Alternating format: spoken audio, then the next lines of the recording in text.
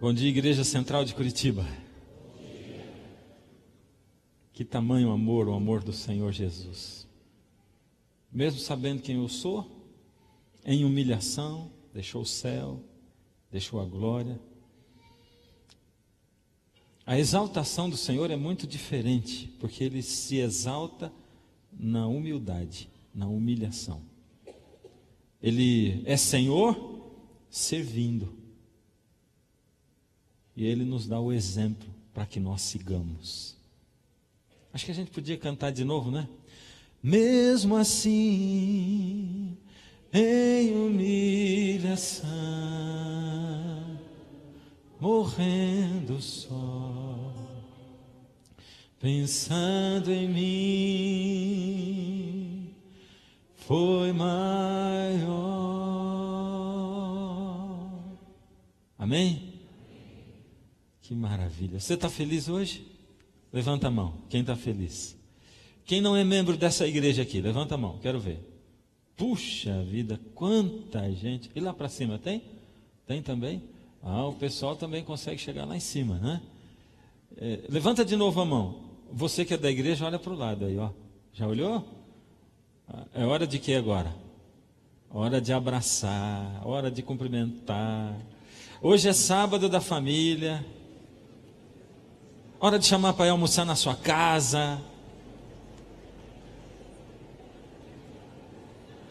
Não faz de conta que não ouviu o que eu estou dizendo não, hein? Olha lá.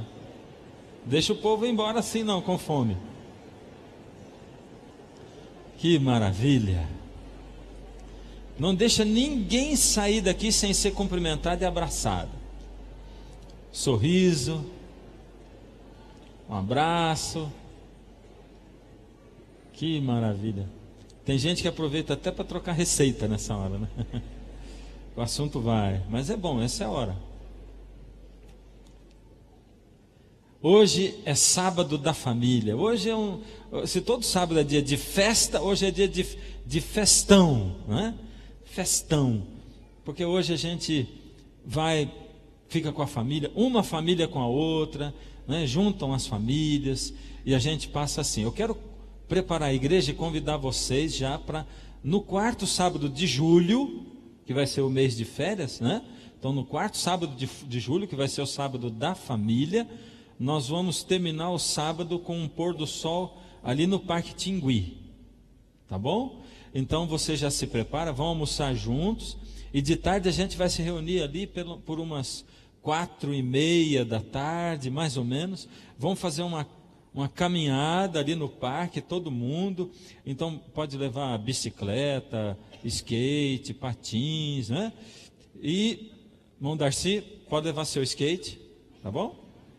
Olha, dá uma volta lá. E aí nós vamos aproveitar e vamos fazer o jus ao dia de sábado. Vamos levar algum material para distribuir ali, depois vamos fazer um pôr do sol juntos. Quarto sábado de julho, tá? E nós vamos encerrar o sábado da família com as famílias juntas lá no Parque Tingui, aproximadamente 4:30 da tarde. Quando chegar mais perto, a gente lembra vocês e nós vamos nos preparar para isso. E quem sabe ali vai começar a virar um costume e todo quarto sábado do mês a gente vai fazer isso. Todo sábado da família, tá bom? Bom, eu quero agora perguntar, só você que não é membro de nenhuma igreja adventista e que está hoje aqui conosco, louvando, congregando, levanta a sua mão que eu quero dar um presente para você. Vamos lá? Não é uma lembrancinha não, é um presente mesmo, viu? Isso, vamos fazer o seguinte, quando esse pessoal aí de preto chegar perto de você, levanta a mão assim, ali ó, do lado de lá. Muito bem. E você vai receber o seu presente, tá? Você é muito bem-vindo. Se você ficar de pé, facilita. Ficar em pé facilita mais ainda. Obrigado, viu? Que maravilha. Vocês são todos muito bem-vindos aqui à nossa igreja e eu espero que você goste do presente, faça bom proveito dele e volte muito mais vezes. Eu tenho um outro recadinho para dar, né? Hoje está com muito recado, mas tem um papelzinho que você vai receber agora também. Os diáconos vão distribuir rapidamente. O que eu quero saber de você?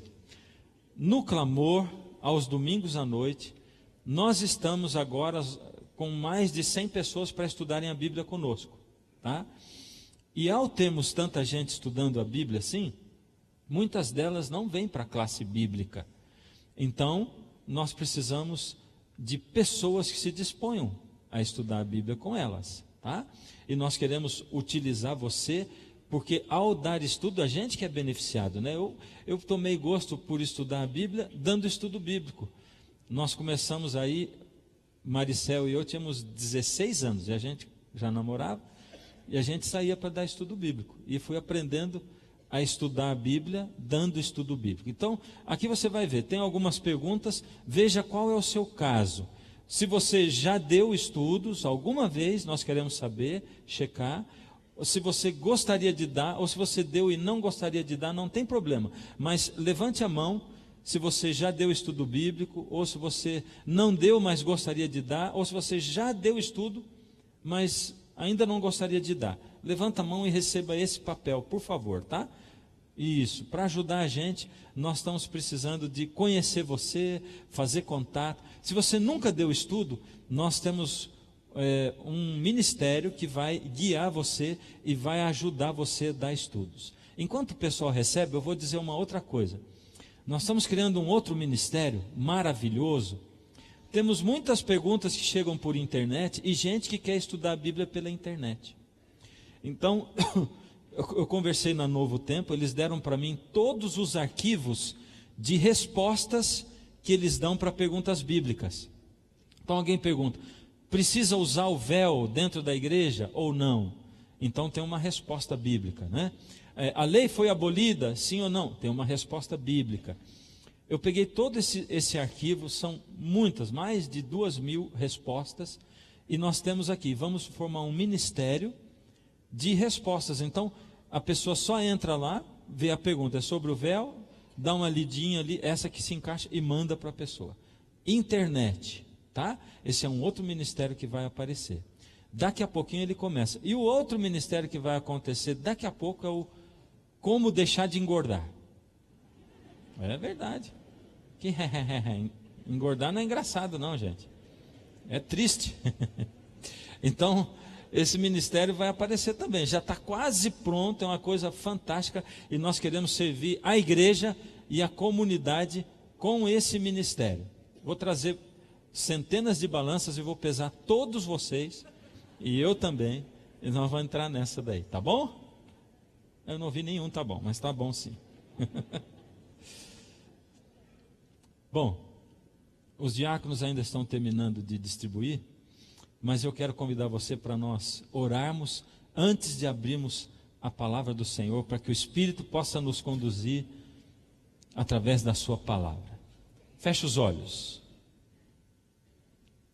O diácono vai parar agora só um pouquinho, por favor. Deus e Pai, louvamos o seu nome, agradecemos ao Senhor por podermos estar aqui, entregamos nas suas mãos, Pai, nossos pedidos, nossos desejos, e pedimos, Pai, que o Senhor realize a sua vontade na nossa vida. Estamos aqui congregados, Pai, como seu povo, como sua igreja. Estamos aqui congregados porque o Senhor nos chamou, o Senhor nos convidou, e nós aceitamos o convite amorável do Senhor Jesus. Queremos receber a luz que vem do céu para poder, Senhor, ter forças de compartilhar com outros. Continua conosco, Pai. Seja o centro da nossa adoração, do nosso culto, o centro da vida individual de cada um de nós. Ilumina a nossa mente, a nossa alma, para recebermos a sua palavra. Em nome de Jesus. Amém. Muito bem, faltam 3 temas para nós terminarmos a nossa série, que se chama A Sétima Igreja. 3 temas, hoje e mais 2 sábados. Nesses 3 sábados nós não vamos ter interrupções agora, não vamos ter nenhum convidado pregando entre eles. E eu quero pedir para você que, quando terminar a série, vá ali no nosso departamento missionário, no nosso ministério pessoal. Pegue os sermões que você não ouviu e ouça. Cada um deles é importantíssimo. Essa série Deus tem tocado o meu coração com ela, e ela para mim é uma das coisas mais importantes que Deus me chamou para fazer aqui nessa igreja, desde que eu estou aqui. Eu gostaria muito que você orasse por ela, por esses temas na sua vida, na sua alma, pessoalmente e na sua família também. Que você entendesse claramente e plenamente cada um desses temas, que você guardasse na alma e rogasse a Deus. No último sábado em que nós estivemos juntos, e eu sei que muitos de vocês perdem um sermão ou outro. A igreja tem sempre muitas atividades. Às vezes é o coral que está fora, às vezes é o outro coral, às vezes é a orquestra, às vezes tem um grupo de desbravadores e os pais estão juntos, aventureiros, outras vezes é um encontro de casais e aí por diante. E se eu esperar ter sábados onde toda a igreja esteja presente para poder fazer uma série, não vai acontecer nunca. Então, procure aquilo que você não ouviu, busque, pesquise. No último sábado em que nós estivemos juntos, nós descobrimos um texto em Malaquias, e eu quero convidar você a abrir comigo a sua Bíblia, em Malaquias, no capítulo 4, versos 5 e 6, os dois últimos versos do livro de Malaquias, e ali diz assim: eis que eu vos enviarei o profeta Elias, antes que venha o grande e terrível dia do Senhor. Ele converterá o coração dos pais aos filhos, e o coração dos filhos a seus pais, para que eu não venha e fira a terra com maldição. O Senhor Deus está dizendo que antes da vinda dele, da segunda vinda, antes que venha o grande, terrível dia do Senhor, e o dia da vinda do Senhor é chamado de grande e terrível, porque a história nos mostra que em todos os momentos onde houve juízo na terra, sempre uma minoria é quem atentou para Deus, quem olhou para Deus com paixão, quem olhou para Deus com verdade na alma, quem desejou Deus, quem conseguiu enxergar a época na qual estava vivendo. Só um pouquinho de gente, o remanescente.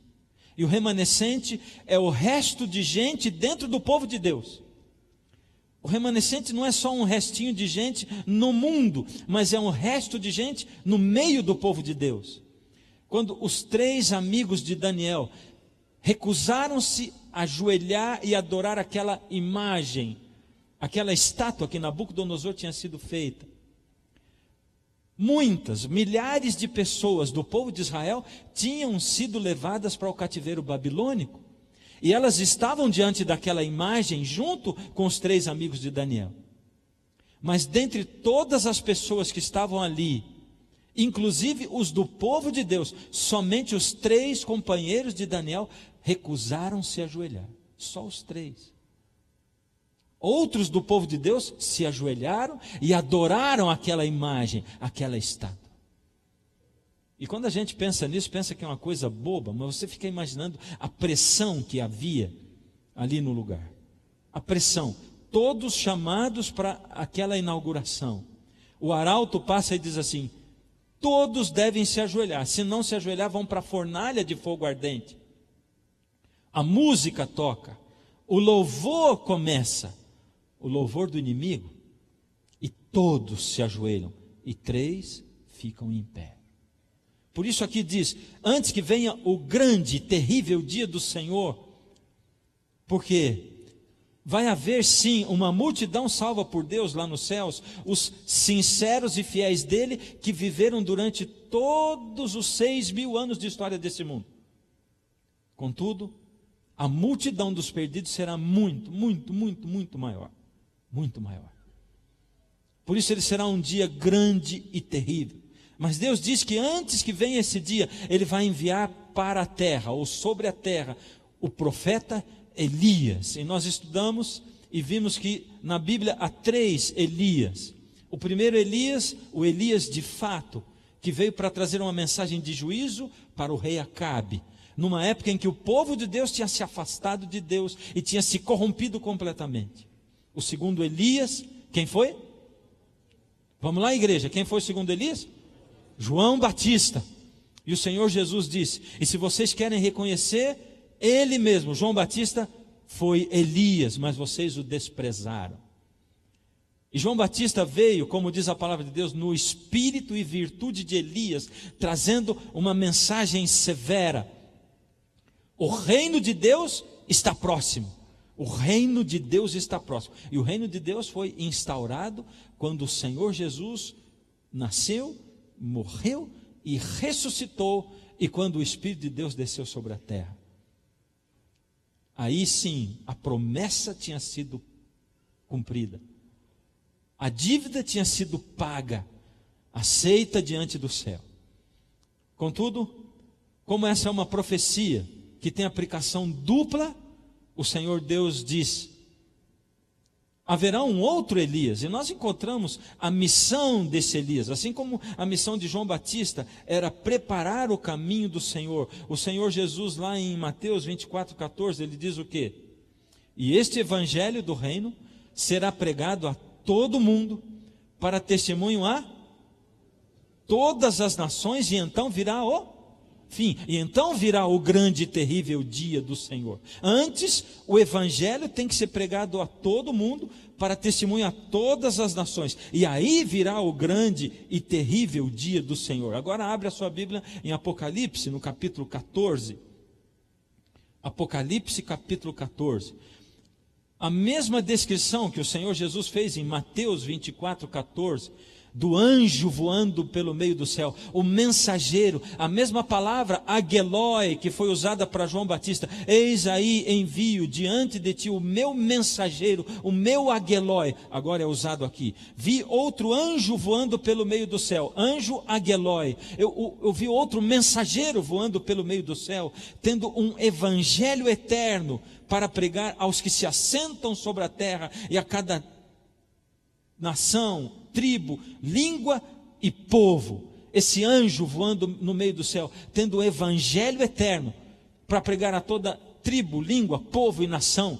A repetição de Mateus 24:14. E esse evangelho do reino será pregado a todo mundo, para testemunhar a todas as nações. A mesma coisa. E ele prega o quê? Dizendo em grande voz. É Elias pregando em grande voz. Grande voz é fazendo um estardalhaço na terra. Grande voz, Deus está dizendo que o Elias dele, antes que ele venha, o evangelho, a palavra, o testemunho de Jesus na vida das pessoas vai ser pregado em grande voz. Ele está dizendo que quem vai pregar o evangelho, o Elias dos tempos de hoje, vai estremecer o mundo, vai chacoalhar o mundo. Grande voz. E nós descobrimos que quem é esse Elias? Quem é esse Elias? Quem é o Elias? Eu sou Elias. Mas nós passamos 5 sábados dizendo que nós somos Laodiceia. E no último sábado, nós dissemos que somos Elias. Elias e Laodiceia têm personalidades completamente diferentes. Elias é o mensageiro de Deus. E Laodiceia é morna. Laodiceia é pobre, cega, miserável e nu. Então, nós descobrimos que Elias e Laodiceia são a mesma pessoa. E que Deus precisa fazer essa lagarta chamada Laodiceia se transformar na borboleta chamada Elias. De novo, Deus diz: quem vai pregar o evangelho a esse mundo, para que eu venha, é o remanescente que está dentro de Laodiceia. O remanescente que está dentro de Laodiceia. Eles vão pregar o meu evangelho para todo mundo. O remanescente que está dentro de Laodiceia. E aí eu fui com vocês para a gente descobrir como Deus vai transformar Laodiceia em Elias. E nós fomos lá em Isaías 29, lembra? Ai da lareira de Deus, cidade lareira de Deus. Quem era a cidade lareira de Deus? Jerusalém. Deus está falando do povo dele. Ai do meu povo, ai do meu Israel espiritual, ai da minha Laodiceia, ai da minha cidade, ai da minha igreja. Deixe passar o tempo, deixe as estações passarem, que elas completem o seu ciclo. Eu disse para vocês, o ciclo é uma palavra importante aqui. Ciclo, cada coisa a seu tempo, na hora certa. Paulo diz sobre a vinda de Jesus, a primeira, e vindo a plenitude dos tempos, quando for a hora certa, o momento certo, aí acontece. Deixa isso passar. Então porei a minha lareira em aperto, diz o Senhor. E o que vai resultar desse aperto vai ser que vai sair do outro lado a verdadeira lareira de Deus. Ou seja, Deus está dizendo, eu vou pegar a lagarta Laodiceia e vou apertar aquilo. E do outro lado vai sair a borboleta Elias. Eles vão passar por aperto. Nós não queremos passar por aperto, né? Alguém comentou comigo esses dias assim, pastor, está dando medo de ir na igreja, que cada vez a coisa está apertando mais. Cada sábado que a gente vai, a gente fica pensando, aonde vai? Porque não acabou, falta ainda 3. Para onde que vai esse negócio? Eu tenho uma angústia na minha alma, um clamor na minha alma. Cada vez que eu leio Joel, capítulo 2, do verso 12, 13, 14 em diante. Chorem os sacerdotes entre o pórtico e o altar. Chorem, clamem, lamentem. Peçam pelas crianças, pelos velhos, pelos adultos, pelas que amamentam. Convoquem o povo para uma santa congregação, para jejum, para choro. Clamem, chorem e digam, Senhor, poupa o teu povo, poupa o teu povo. Eu tenho clamado a Deus em oração secreta, dizendo, Senhor, me dá, por misericórdia, quem sabe o Senhor me dá 60% dessa igreja, quem sabe o Senhor me dá 50% pelo menos, Pai, pelo menos 50%, a metade dos meus jovens que estão aí sentados, ocupando os seus bancos do coral da igreja. Quem sabe o Senhor me dá pelo menos a metade dos pais que trazem os seus filhos para a igreja. Quem sabe o Senhor me dá a metade dessa igreja pelo menos, Pai, de gente que vai olhar para o Senhor, vai olhar para o nosso tempo, vai olhar para a palavra, vai sentir a luz vindo do céu e vai dizer, meu Deus, o tempo no qual nós vivemos é tempo solene, é época solene. Eu preciso me mexer espiritualmente, eu preciso, Pai, me agoniar. E nós descobrimos, através daquele capítulo dos primeiros escritos, como Deus vai transformar Laodiceia em Elias, através de um processo chamado aperto, sacudidura. Abre comigo a palavra em Ezequiel, capítulo 6. Ezequiel capítulo 6 tem uma cena surpreendente.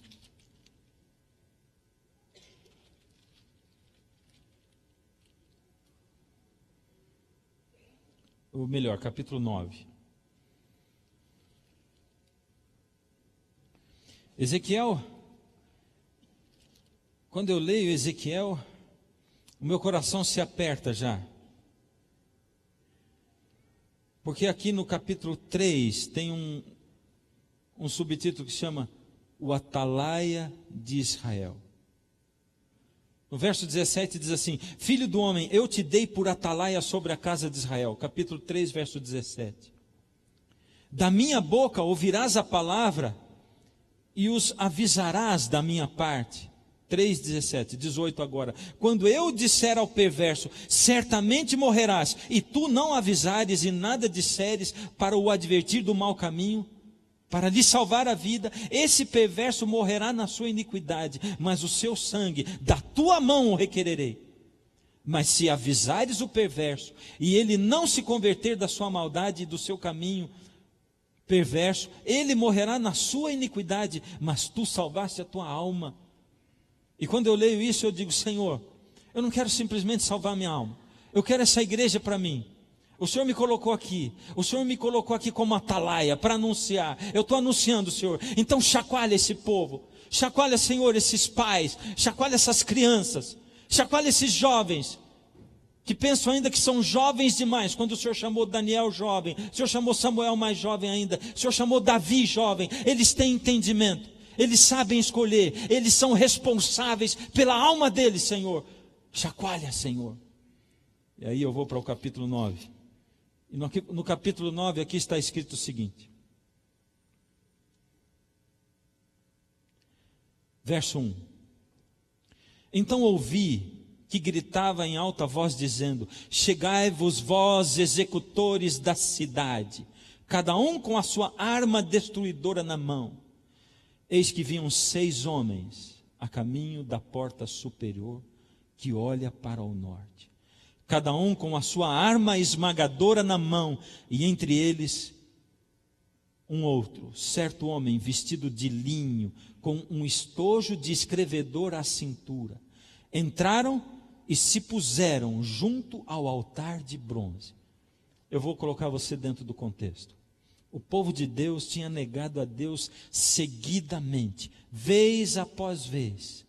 Deus tinha feito apelos, Deus tinha dado oportunidade, Deus tinha chacoalhado o povo, Deus tinha dito: povo, vocês estão indo longe de mim, meu povo, voltem para mim, o juízo está chegando. Mas eles pensavam: já faz muito tempo que Jeremias avisa isso aí, faz 40 anos que Jeremias fala desse negócio, desse juízo, mas não chega. E Deus manda outros profetas, e vem outros, e o povo não volta, e Deus dizendo: eu estou dando tempo, o juízo chegou, mas o povo não acredita. O povo vive como se a vida nessa terra fosse continuar para sempre. O povo vive como se o juízo não chegasse nunca. O povo vive como se a mão de Deus já não estivesse sendo posta, e como se Deus já não estivesse clamando e ressuscitando espiritualmente pessoas dentro do seu povo. Então Deus diz: chegou a hora, é agora. Babilônia vai invadir. E sabe, Deus usa figuras de linguagem. Então esses 6 homens, com seus juízos e castigos, representam Babilônia, que vai entrar para destruir o povo de Deus. Na verdade, Babilônia já tinha chegado, Nabucodonosor já tinha entrado na cidade, ele já tinha levado os primeiros 10.000 cativos para Babilônia, e tinha colocado lá em Babilônia, mas ele não tinha destruído o templo ainda, ele ainda não tinha arrasado com o templo nem com a cidade, ainda tinha bastante gente morando ali em Jerusalém. E o povo, ao invés de perceber o sinal de Deus, ao invés de dizer: Deus disse que ia ter mesmo destruição, e a destruição aconteceu. Não, eles continuaram se afastando de Deus. Gente, quanto mais o mundo piora, parece que as pessoas estão anestesiadas. Ninguém nota o grau de degradação no qual está esse mundo. Ninguém nota como o inimigo está aprisionando a alma da humanidade, e como o inimigo está aprisionando a alma do nosso povo, escravizando o nosso povo. Ninguém nota como o inimigo entrou dentro dos nossos lares. Ninguém nota como o inimigo está atraindo os seus filhos crianças, jovens, bebês ainda. Ninguém nota como ele está cativando a nossa alma e nos amarrando nesse mundo. Ninguém nota. Então Deus diz: agora não dá para segurar mais. Deus ainda avisava, Deus não quer que o seu povo sofra. Então Deus dizia assim: olha, agora que vocês foram cativos, faz o seguinte, se entreguem para a Babilônia, deixa lá, sirvam, Vocês vão ficar 70 anos lá, façam sua vida lá, fiquem tranquilos, vocês que ficaram aí, não se revoltem. Era a mensagem para aquela época. A mensagem daquela época era essa: agora vocês tinham que ter entregue a vida para mim, agora fiquem tranquilos, para vocês sofrerem o mínimo possível, depois eu vou trazer vocês de volta daqui 70 anos. Mas o inimigo mandava profetas falsos, que diziam assim: é mentira, nós temos que nos reunir forças. Deus está dizendo para nós que nós vamos sair daqui, e que nós vamos, daqui um ano, nós vamos estar recuperados e vivendo como nação, mas nós temos que fazer alianças com com o Egito, para nós sairmos dessa situação. Por que o povo de Deus vive se apegando a promessas de prosperidade temporal? Às vezes Deus vai dizer para você: filho, calma, agora é tempo de ficar quietinho, tranquilo. Parece que está tudo ruim. Só parece, filho, eu dirijo espiritualmente as coisas. Calma, calma, estou preparando você, filho. E aí, Deus diz: agora Nabucodonosor vem com toda a força. Mas ele diz com essa linguagem: 6 anjos com as suas armas destruidoras, e um 7º anjo com um estojo de escrever na sua cintura. Ali verso 3 diz: a glória do Deus de Israel se levantou do querubim sobre o qual estava, indo até a entrada da casa, e o Senhor clamou ao homem que estava vestido de linho, que tinha um estojo de escrevedor à cintura. A primeira coisa que acontece: o povo de Deus estava cometendo abominações diante de Deus. Abominações. Eram abominações sexuais que havia no meio do povo de Deus. Será que tem abominações sexuais no meio do povo de Deus aqui hoje? Entre pessoas solteiras? Entre pessoas do mesmo sexo? Será que tem abominações sexuais entre pessoas casadas que excedem os limites? Será que existem abominações? Existiam abominações que eram cometidas contra Deus. Pessoas que não erguiam o seu altar a Deus. Pessoas que não amavam a Deus, não louvavam a Deus. Pessoas que tinham tempo para tudo, menos tempo para Deus. Mas tinha outros tipos de abominações. Como por exemplo, Deus, quando mandou construir o templo dele, Ele construiu de tal maneira que quando o adorador entrava no templo, ele ficava de costas para o nascente do sol. Porque Deus sabia que o homem teria uma tendência de adorar o sol. Por isso Deus já mandou construir de tal maneira que ele desse as costas para o sol, para ele ficar de frente para o altar. Havia homens que iam para dentro do templo, viravam as costas para o altar e adoravam o sol. Eles iam afrontar Deus dentro do templo. Eles iam para dizer: eu estou aqui dando as costas para o Deus de Israel, porque o sol é o meu Deus. Será que tem gente cometendo afronta contra Deus dentro do templo? Será que tem? Namorados? Será que tem gente vindo no templo para se conectar com outros deuses? Eu vou dizer um negócio sério para você. Eu vejo gente vindo para dentro do templo conectado com o mundo através de celular, através de iPad. Eu vejo gente vindo no templo, afrontando Deus, dizendo: Deus, o Senhor não é nada. Eu estou aqui, mas eu estou fazendo de conta que o Senhor não existe nesse templo. Eu estou aqui, Deus, mas o Senhor não é nada para mim. Olha aqui, ó, eu faço o que eu quero. Eu estou conectado com quem eu quero. Eu não vim me conectar com o Senhor. E as pessoas que não conseguem se conectar com Deus, nem durante a semana, porque elas estão... Eu estou falando de uma coisa séria, queridos. Sabe, queridos, a gente tem que fazer a distinção entre Babilônia e Laodiceia. Laodiceia é um lugar onde está o humor no povo de Deus. Babilônia é o lugar onde está o mundo. É isso. E num momento Deus vai pedir para que o seu remanescente dentro da sua igreja convide Babilônia os sinceros de Babilônia, para saírem de Babilônia e se unirem ao remanescente, para se prepararem para a vinda de Jesus. Mas eu tenho que me preparar para ser remanescente. Aí eu fico olhando para os personagens bíblicos. O que aconteceu, por exemplo, com Daniel? A mãe de Daniel preparou Daniel para ele ser um servo de Deus. Por isso, quando Daniel foi para Babilônia, Daniel sabia se colocar em Babilônia. Diz ali logo no capítulo 1, resolveu Daniel firmemente no seu coração não se contaminar com as comidas do rei. Ele resolveu firmemente no seu coração. Como alguém tem poder para resolver firmemente no seu coração não se contaminar, sendo minoria numa terra estranha? Querido, antigamente, quando o povo de Deus era uma nação, antes deles estarem em Babilônia, era mais fácil.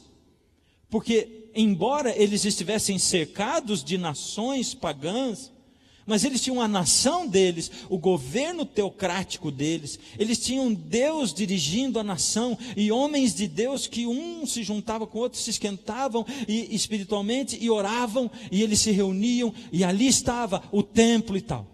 Mas quando eles foram levados para cativeiro, agora eles não estavam protegidos por uma nação, por regras de lei. Quem queria servir a Deus era muito mais difícil. Como é que nós estamos hoje? Nós estamos vivendo no cativeiro de Babilônia. É assim que nós vivemos. Nós, servos de Deus, pertencemos a um povo chamado Laodiceia. É o Israel espiritual, mas a sua casa é no meio de Babilônia.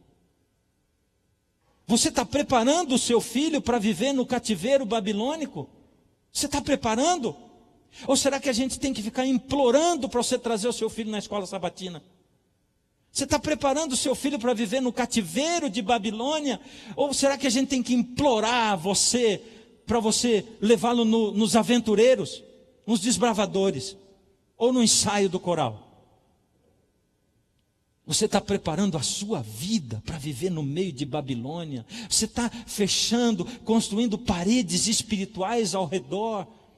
O nosso país está em ascensão, não está? O mundo olha para a China e para o Brasil. E eu vou dizer para você, um dia os Estados Unidos da América também estiverem em ascensão, até que eles chegaram. Você sabe o que é ascensão? É o nosso discurso, é saúde para o povo, é educação para o povo, é ou não é? Isso é bom ou não é? Lógico que é, todo mundo tem o direito, nós precisamos lutar por isso, nós precisamos ajudar o próximo por isso. Mas eu vou te dizer o que acontece com um regime democrático, onde existe saúde e educação para todos. O que acontece lá nos Estados Unidos é assim, é que a escola pública ela é tão boa, que já não faz sentido colocar o filho numa escola adventista. Bom, hoje ainda tem gente que fica pensando assim, eu preciso preparar o meu filho para o vestibular. Então eu não vou pôr na escola adventista, porque lá o ensino é muito fraco. Aí você prepara o teu filho para o vestibular da Babilônia. E desculpa, eu não estou defendendo educação adventista, não. Eu estou defendendo o teu filho. Ah, mas lá tem gente, lógico que tem gente também. Mas é o que eu estou falando, é diferente você ter em Jerusalém, e Jerusalém cercada por outros povos, mas em Jerusalém você tem a filosofia, você tem o direcionamento, você tem a aula de religião, você tem pessoas boas e também tem pessoas ruins, mas Deus é quem coloca a mão sobre aquela instituição e dirige. Bom, lá nos Estados Unidos é muito difícil ter uma escola adventista boa. Por quê? Porque o mundo dá uma escola muito boa. Aí você cria o seu filho lá até a idade escolar para Jesus. Quando ele vai para a escola, ele é engolido. E todas aquelas criancinhas que passaram até os 6 anos vendo só videozinho cristão e nem assistindo a televisão, eles começam a receber influência. E o governo fica com teu filho desde de manhã até as 3 da tarde, educando o teu filho para ser um babilônico. Ele educa, ele prepara o seu filho. Ele prepara o seu filho para dobrar os joelhos a Baal. Ele prepara o seu filho para ser um cidadão desse mundo, para não acreditar num Deus criador, sendo que a mensagem de Elias é: adorai aquele que fez os céus e a terra e as fontes das águas. Adorai, proclamai em grande voz. Então, num país como esse, os filhos são entregues na mão do governo, e o governo cria um governo onde é proibido orar dentro da sala de aula. Um governo onde é proibido um coleguinha falar de Jesus para o outro coleguinha. Eu conheço um casal daqui dessa igreja que tirou uma criança de uma escola do mundo, porque a criança falou de Jesus para o coleguinha, e o coleguinha falou para a mãe, e depois veio uma notificação da escola: diga para o seu filho não falar de Jesus para os colegas dentro da escola. Você está preparando o seu filho para ser o quê? Para estar em Babilônia ou para estar em Laodiceia? Para se transformar em Elias? Você está preparando o seu filho para viver nesse mundo ou para viver a vida eterna? Irmãos, eu fico desesperado quando eu vejo que o único caminho para eu alcançar a Deus, para eu poder ter Deus na minha alma, o único caminho é eu estar em comunhão constante com Deus. Você sabe o que é comunhão constante? Esse é o meu alvo, esse é o meu desejo, é isso que eu persigo, é isso que angustia a minha alma. Deus, me ajude, embora preocupado, embora lutando, ocupado com outras coisas, Senhor, me ajude a lembrar do Senhor, toca o meu coração, a minha vida. Eu quero viver na Tua presença o dia inteiro. Não é fácil, queridos, mesmo sendo pastor, ou embora sendo pastor, é muito difícil, muito difícil. Agora, o mundo chama hoje você para ficar conectado na internet. Escravidão. Eu estou cansado de ver pais que, para acalmar os seus filhos, colocam iPads e iPhones nas mãos deles e deixam eles o tempo todo. Você está dizendo para o seu filho: fique conectado, receba tudo o que o mundo tem para dar para você. Para de usar a sua inteligência, para de usar a sua criatividade, para de se comunicar. Ainda essa semana eu estava com um grupo de amigos jovens, e um deles disse: olha, sabe que assim, a gente foi lá em casa, a conversa nem era essa, eu estava num outro assunto com outra pessoa, e eles chamaram para eu ouvir a conversa. Olha, eu sou jovem, gosto que os jovens vão lá em casa, mas sabe o que eu estou fazendo hoje em dia? Quando o pessoal chega em casa, eu passo a cestinha, todo mundo põe o celular dentro, porque eu já cansei de fazer reunião onde ninguém conversa com ninguém. Aliás, a gente sai para jantar e eu tenho que passar a cestinha para eles colocarem o celular dentro, para a gente poder conversar na janta. Meu Deus do céu! Deus está querendo que você fique conectado com Ele o tempo todo. Você está conectado com a porcaria do seu celular. Você está conectado com as outras pessoas. O mundo está assim, tomando o seu tempo, consumindo você, consumindo.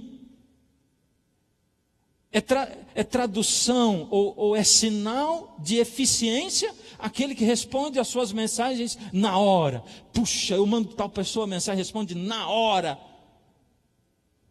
Muitas vezes você tem que optar entre ficar conectado com o seu celular ou ficar conectado com Jesus. Conecte-se com Jesus o tempo todo. O mundo está chamando o seu filho para ficar conectado em Babilônia. Quanto mais influência ele puder receber de você, de Deus, quanto mais influência da palavra de Deus. Agora eu quero que você leia aqui comigo. A primeira coisa que aconteceu, por causa das abominações, foi que o Senhor Deus, aqui em verso 3, a glória do Deus de Israel se levantou do querubim sobre o qual estava. Deus se retirou do seu templo. O querubim era o querubim que estava na arca, eram os dois querubins, o trono de Deus, a arca do concerto. A glória de Deus se retirou de dentro do templo e Deus disse: eu não estou mais no meu templo, porque esse povo me rejeitou. Esse povo não quer saber de mim, eu me retiro da minha casa. E Deus se retirou. Verso 4, e lhe disse: passa pelo meio da cidade. Essa era uma ordem para o anjo com o tinteiro na cintura e a caneta de escrever. Deus disse para o anjo: passa pelo meio da cidade, pelo meio de Jerusalém, e marca com um sinal na testa os homens que suspiram e gemem por causa de todas as abominações que se cometem no meio dela. Deus tinha os seus sinceros no meio do povo. Deus tinha gente sincera, e Deus está sempre preocupado com o seu remanescente. Vai vir destruição? Vai vir problema? Vai. O Senhor vai descer a sua mão? Vai. Mas cadê os meus? Cadê os meus? Os que testemunharam por Jesus, os que estão clamando por Jesus, cadê? E Deus diz assim: anjo, passa lá e marca, sela na testa um sinal, porque quando descer a destruição, não vai cair sobre os meus filhos, os meus selados. Quem são esses selados? Sela aqueles que gemem. Eles estão angustiados, eles estão gemendo por causa das abominações que se cometem no meio de Jerusalém. Gemem, angustiados. E de novo vem a angústia. Deus está transformando Laodiceia em Elias, através da angústia que Ele está colocando no seu coração. Aquela coisa de dizer: Deus, eu não estou satisfeito comigo mesmo. Não é de ficar olhando e medindo o pecado do povo. Não é dizer: olha, a igreja estava precisando dessa mensagem. É dizer assim: eu preciso dessa mensagem. Eu preciso de olhar para mim. Eu preciso entender como eu sou podre, miserável. Senhor, eu não tenho conseguido. Como eu posso conseguir viver à altura do que o Senhor espera de mim? Como, Senhor, me mostra como se angustiam por causa da sua situação espiritual, porque eles sabem que eles são parte de Laodiceia, porque eles sabem que eles são mornos. Porque quem se aproxima de Deus, quanto mais se aproxima, mais vê a sua deficiência. E o primeiro sinal de que é morno é quando ele acha que está tudo bem. Eu não, eu sou quente. É morno, é morno. Marca com um sinal aqueles que estão angustiados, pedindo, clamando a Deus. Marca com um sinal aqueles que não estão satisfeitos com esse mundo. Se Deus transforma Laodiceia em Elias, quer dizer que Deus coloca todos nós na condição de profeta. Olha só como é diferente. Durante toda a história de Israel, Deus fez diferenciação entre o povo e o profeta. Moisés e o povo. O povo era um povo reclamão, um povo desobediente. Deus teve muita paciência com aquele povo. Moisés ficou nervosinho e bateu na rocha. Não vai entrar na terra prometida. Exigente isso, não é? É ou não é? Duro, é ou não é? É. Deus, nesses últimos tempos, Ele não tem um Moisés que vai pregar, um Elias que vai pregar. Ele tem um povo que se chama Elias. Isso quer dizer que Deus vai tirar do meio desse povo. Deus está tirando através da sacudidura daqueles que estão buscando e se angustiando e clamando a Deus. Deus vai tirar o Elias, que é um povo. E esse povo vive como profeta, se veste como profeta. Esse povo se comporta como profeta, não se comporta como Laodiceia. Esse povo procura saber qual é a vontade de Deus. Esse povo prefere chegar mais perto de Deus. Esse povo não pensa assim: olha, mas para alcançar os jovens, a gente tem que dar para eles uma coisa parecida com o mundo. Fazer a igreja parecer com o mundo só faz com que as pessoas que estão na igreja ligadas no mundo se sintam mais confortáveis com o mundo, com Laodiceia. E eu ainda estou preocupado em seguir o mundo.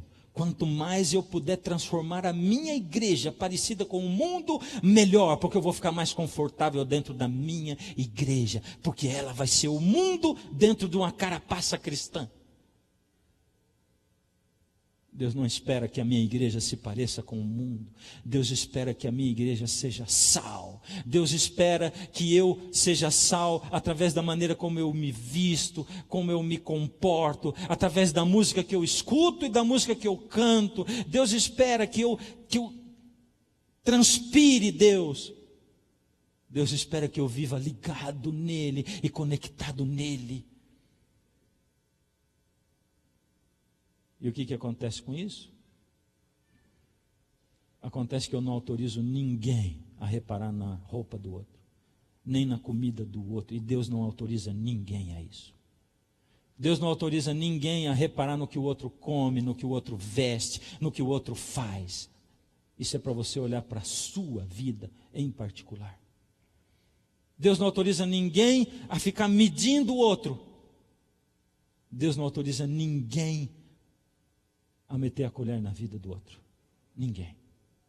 Sabe o que isso muda em termos de instituição e igreja? Muda nada. Só se mudar a sua vida. Se mudar a sua vida e de você mudar outro e outro, aí vai começar a ter uma mudança de dentro para fora e não de fora para dentro. Regras não adiantam. A mudança que adianta é a que vem de dentro para fora. Mas eu sei, eu entendo o que vai dentro da sua alma. Você diz assim: Deus, como eu posso sentir isso? Eu não sinto. Eu amo o mundo, eu adoro o mundo, eu estou ligado no mundo. Eu não estou preocupado se o pastor está falando que eu vou para o inferno ou não. Eu quero é o meu celular. Não interessa. Aliás, eu estou até preocupado que vai atrapalhar toda a minha vida aí. Eu amo o que eu tenho, eu amo o que eu faço. E eu não estou disposto a abrir mão de nada disso por Deus. Mas eu estou entendendo que isso é importante. Como eu faço para mudar isso em mim? Porque eu não consigo, eu não sinto angústia no coração. Eu até queria sentir isso que o pastor falou, mas eu não consigo, eu não sei. Como? E esse vai ser o nosso assunto do sábado que vem. Como? Quer saber como? Então agora eu vou parar de apresentar para você a situação como é que está. Eu vou parar de alarmar você e assustar você. Eu vou começar a te mostrar como. Vão ser 2 sermões.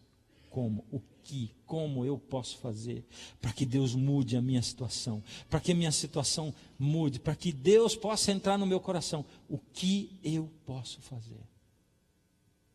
Eu vou pedir para você, não se desligue de Deus. Pelo contrário, durante essa semana, ora para Deus. Fala: Senhor, quando o Senhor me apresentar o como, aí o Senhor vai me dar forças para eu fazer de acordo com aquilo. Ora, clama a Deus. Diz assim: Deus, eu sei que eu preciso ter vontade, mas eu não tenho vontade. O Senhor diz que opera na gente o querer e o fazer, e o efetuar. Então, Senhor, me ajuda a querer, porque eu nem mesmo quero, eu não tenho querido fazer essas coisas.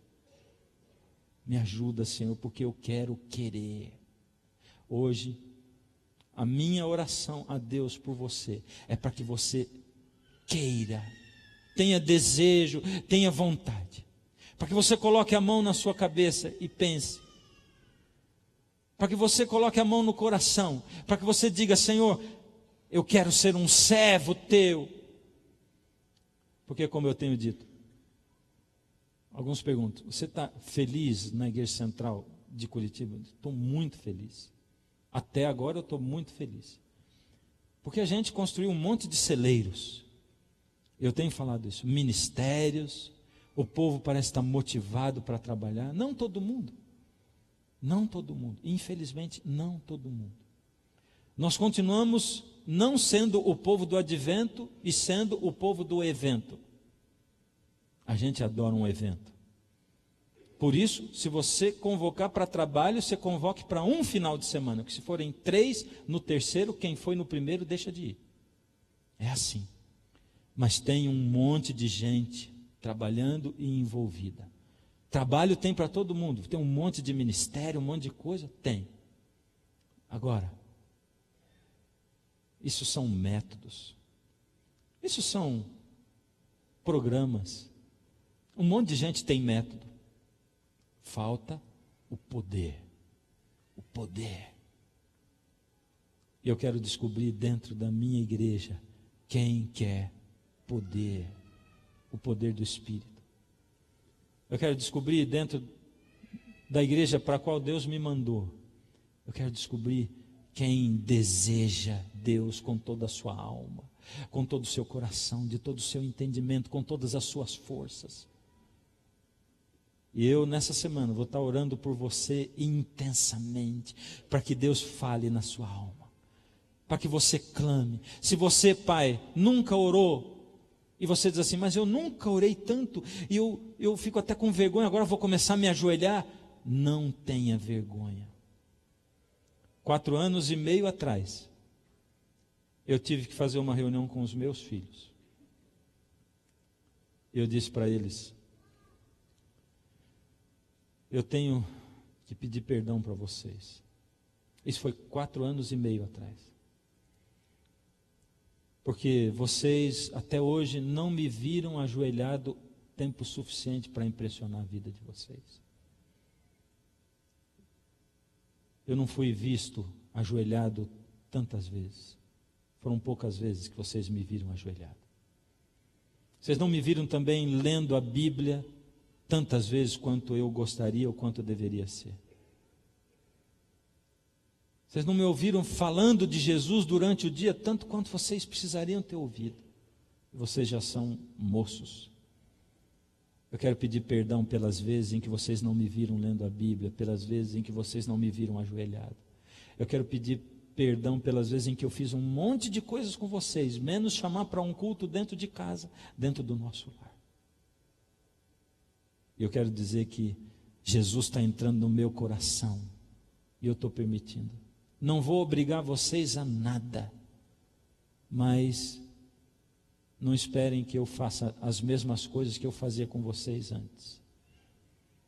Provavelmente eu não vou estar na frente da televisão tantas horas quantas eu já estive. Provavelmente nós não vamos gastar tanto tempo com certas coisas como a gente gastava. Isso não é porque eu quero ensinar lição de moral para vocês. É porque dentro da minha alma tem um desejo por Deus e uma sede que nunca esteve lá. Eu estou clamando a Deus para que ela nunca mais saia daqui de dentro. Nunca mais. Clame mais do que você clamou. Ore mais do que você orou. Suplique mais do que você jamais suplicou na sua vida. Esse é o tempo. Esse é o momento. Um dia ele teria que chegar. E ele chegou. É chegada a hora. Ou eu me preparo, ou eu fico no meio de Babilônia, ou eu morro em Laodiceia. Você gostaria de pedir a Deus e clamar hoje por Ele? Você gostaria que Deus fizesse algo diferente na sua vida do que Ele já tem feito até aqui? Que você realmente acordasse, que você realmente sentisse essa sede, essa angústia na alma? Gostaria? Eu vou pedir para você ficar em pé. Agora, não fique em pé porque o outro ficou não, tá? Isso é um pedido, é um clamor a Deus. Isso aí é uma coisa que é para sair de dentro da sua alma. É para dizer assim, Deus, me ajude a querer. Me ajude, Senhor, porque eu vou pedir essa semana. E eu precisava pedir. Você sabe que eu não gosto de ficar pedindo para... Porque sempre tem uns que não levantam e tal, se sentem constrangidos. Mas hoje você tinha que ficar em pé. Porque eu quero ter certeza de quem dentro dessa igreja vai estar orando. E todos nós vamos estar orando, uns pelos outros, para que o amor de Deus se derrame e Ele nos dê forças. Fecha os olhos. Pai, toma nas suas mãos o seu povo. Toma nas suas mãos, Pai, seus servos e servas. Os pais que são os sacerdotes de cada lar. Aqueles que não conseguem fazer mais nada, a não ser estar ali na frente da televisão, do computador. Aqueles que não conseguem fazer mais nada no sábado à tarde, a não ser dormir o sábado inteiro e deixar os filhos achando que o sábado é o dia mais chato da semana. Toma nas suas mãos, Pai, nossos jovens, aqueles que já se separaram do Senhor de alma, mas continuam só com o seu corpo aqui dentro, alguns cometendo abominações fora e aqui dentro. Nossos adultos, Pai, que são apenas o reflexo do que são os jovens, ou os jovens reflexo dos adultos.